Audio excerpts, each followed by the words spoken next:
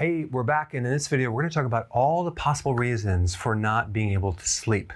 Then I'm going to put links down below of what you need to do about it. Okay, so let's go ahead and just kind of take it from the beginning. Now, let's say, for example, you like coffee and you're drinking too much coffee, which has caffeine.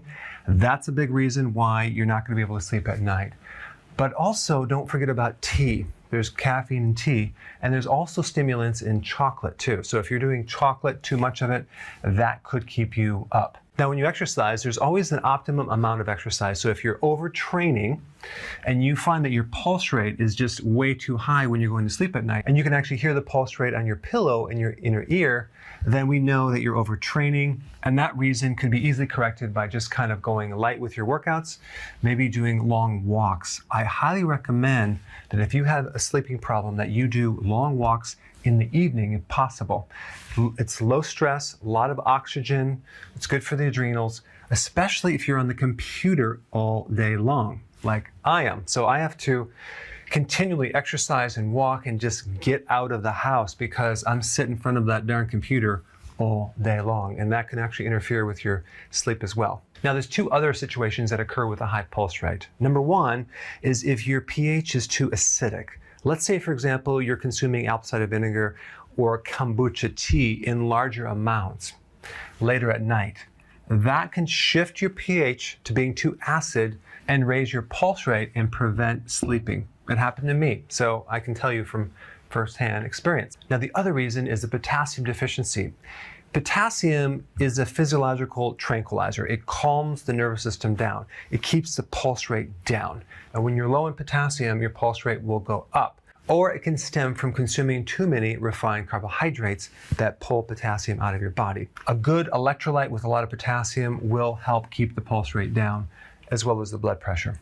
Okay, so the next thing is carbohydrates. If you're consuming too many refined carbs or sugar in the early part of the day, let's say you're eating a pancake breakfast or orange juice, whatever, what'll happen in the evening, you're going to crave carbs, and you're probably going to give into that, and that alone can keep you from sleeping at night. Now, let's talk about the key minerals for sleeping. It's basically potassium and magnesium. We need a lot of potassium and a good amount of magnesium. Well, you get these minerals from leafy greens, from salad, from vegetables. So I recommend that you consume a lot of those, unless you have the inability to digest the salad.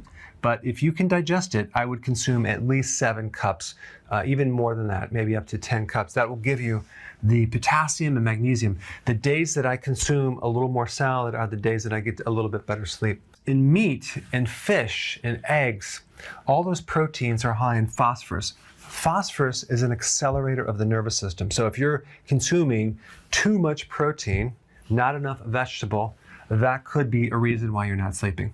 Now, there's one more point about eating too late. It's not a problem unless your meal is too heavy in the fats. If you're consuming too much fat at night because you're doing a ketogenic diet and it just happens to be that your second meal is later, that can actually irritate the gallbladder, affect your digestion, and prevent you from sleeping comfortably. So I would recommend consuming more of your fat earlier in the day. Now, there's a couple things that can actually prevent you from going to sleep.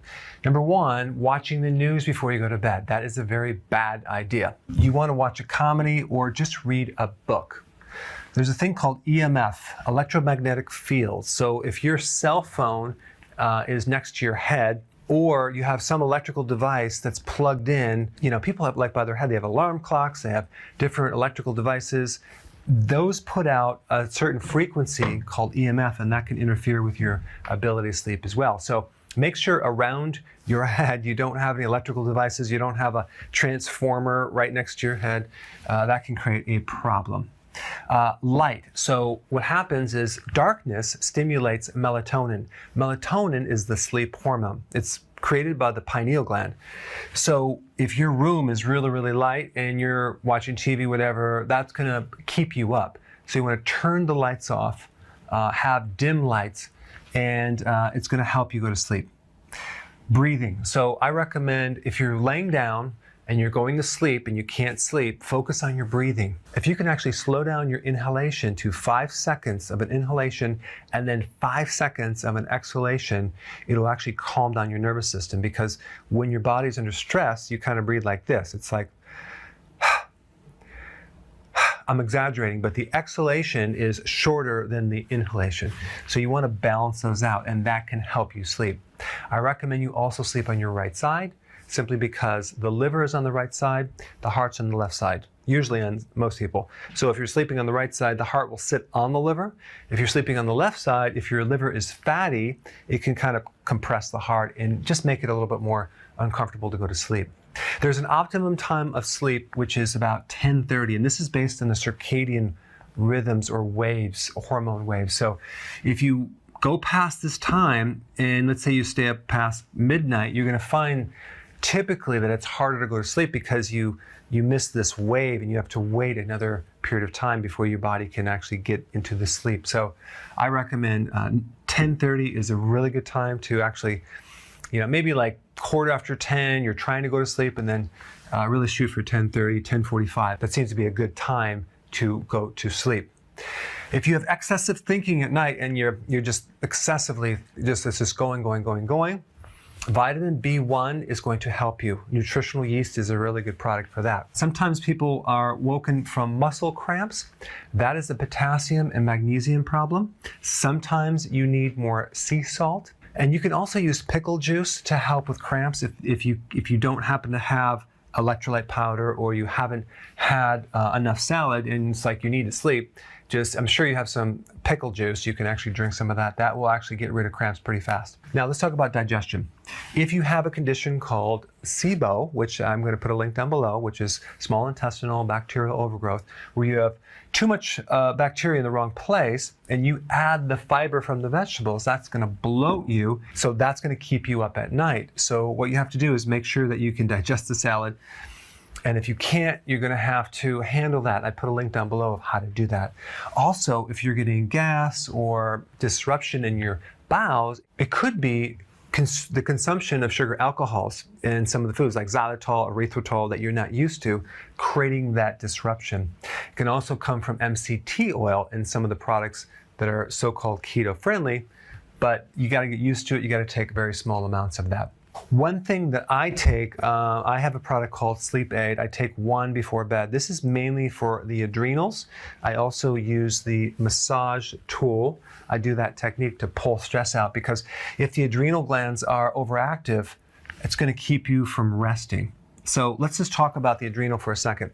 The adrenal gland, you have two of them. They're sitting on top of the kidneys right in here, and they kind of help regulate stress. All day long, if you're going through stress, the goal is to extract that stress so you're not trying to go to sleep on top of a stressed out body. Now, one thing I always recommend, if you're trying to sleep and you can't sleep, scan your body and just be aware of what part of your body won't turn off. Okay, so it might be your head, for example.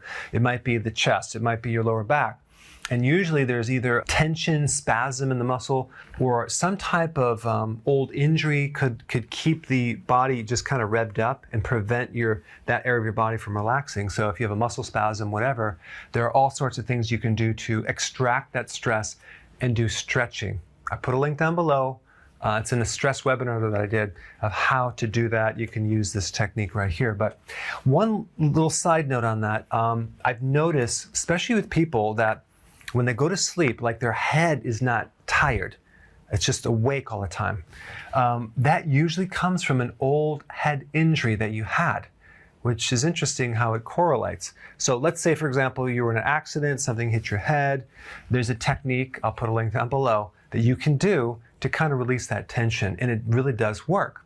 So that's just a little side note. Also, if you're in a fight with your spouse, you had some bad news, that mental stress is going to keep you up. Obviously, you need to confront that, face that, and handle that before you try to, go to sleep and try to push it off. It's just going to prevent you from sleeping. If there's pain in the body or inflammation, or fibromyalgia, that's a no-brainer. I put a link down below of all the different ways to get rid of inflammation. The big one being intermittent fasting. So that's going to be really important. If you have inflammation, or pain. And there's other techniques too they can do to get rid of pain and tension in your body. One of the good indicators of adrenal is that waking up at 2 o'clock in the morning, 2 a.m. That's like classic adrenal, because at 2 o'clock you have cortisol being the lowest point, okay? So at 8 o'clock, it's the highest point. And the adrenal hormone cortisol it's a stress hormone. So if your cortisol is too high at the wrong time, at 2 a.m., it's gonna bump you out of sleep. And I used to have this problem big time. I had restless leg syndrome. Restless leg syndrome is purely a vitamin B1 deficiency. You just need to take more B vitamins, but specifically B1, and then stop eating sugar. That was my problem long ago. And I would have to just rub my legs and get up and start to get this energy out of my legs. But 2 a.m. But also adrenal could be just you can't get to sleep at night, or a half hour before the alarm clock goes off, you're just like, you're awake. So you want to spend some time learning about the adrenals and doing things to improve it.